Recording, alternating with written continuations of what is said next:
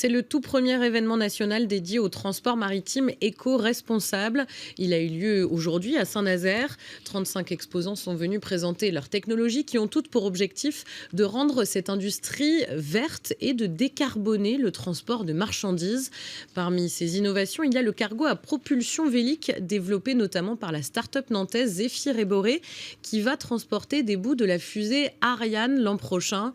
Bonsoir Éric Leneuchef, vous êtes à Saint-Nazaire où se déroulait le salon Win for Goods.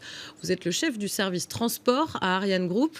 Ariane qui a donc fait le choix d'un transport à la voile pour emmener les tronçons de la fusée de la métropole vers la Guyane. Quels sont les avantages que cela représente pour vous ? Oui, bonsoir. Eh bien, le premier avantage, en fait, il est économique, puisque notre ambition et notre target était de réduire nos coûts de transport maritime de 50% par rapport à Ariane 5.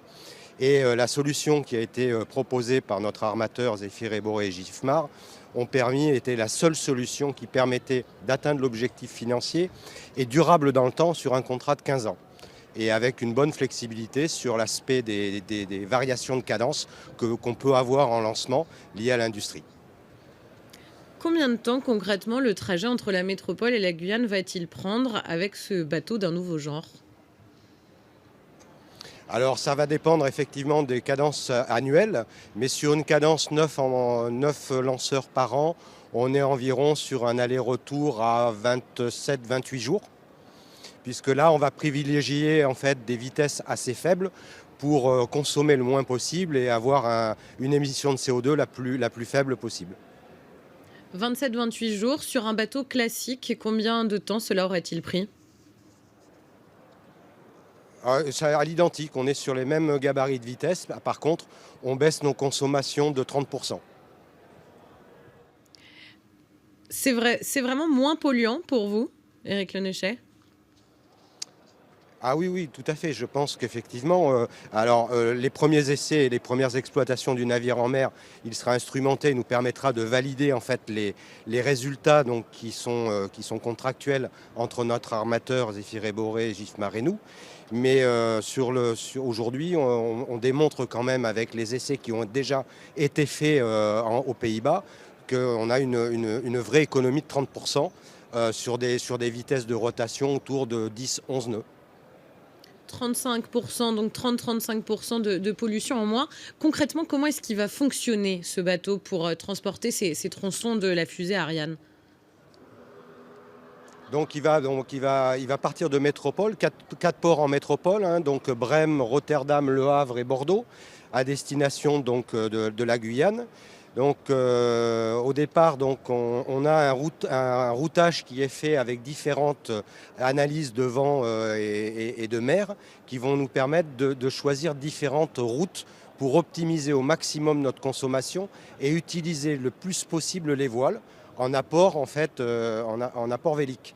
Et en fonction en fait, de ces routages qui vont être calculés de manière journalière, on va optimiser en permanence en fait, notre route pour permettre d'une part d'arriver à l'heure, ce qui est important vis-à-vis du lanceur, mais aussi d'économiser au maximum l'utilisation du moteur diesel.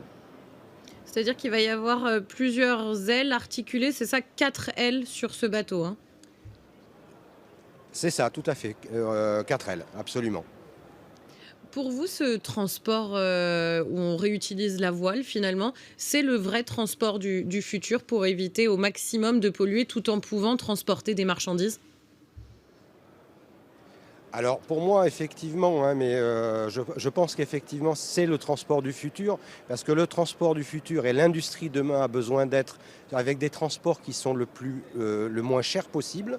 Et en plus, si on peut apporter par l'utilisation des voiles une réduction drastique d'émissions de CO2, c'est d'une part, donc ça répond aux besoins économiques de l'industrie et ça donne une belle image aussi de l'industrie au sens large. À l'événement Win for Goods aujourd'hui, il y avait toutes sortes de projets, aussi des projets concernant des transports de personnes. Est-ce que sur ça précisément, vous y croyez ? Je pense par exemple au transport entre Quiberon et Belle-Île. Oui, je pense que, alors justement, le transport à voile, si les gens prennent le temps et ne sont pas pressés par arriver à une heure, à la minute près, je pense que le cabotage, en tout cas sur les façades atlantiques ou les façades de mer de la France et de l'Europe, je pense que la voile est une vraie alternative à la propulsion standard. Merci beaucoup Éric Lenochet d'avoir été sur Télé Nantes ce soir. Vous étiez donc en direct de Saint-Nazaire. Vous êtes chef de service transport à Ariane Group. Ariane Group donc qui a choisi de transporter des tronçons de la fusée l'année prochaine avec un bateau à propulsion vélique.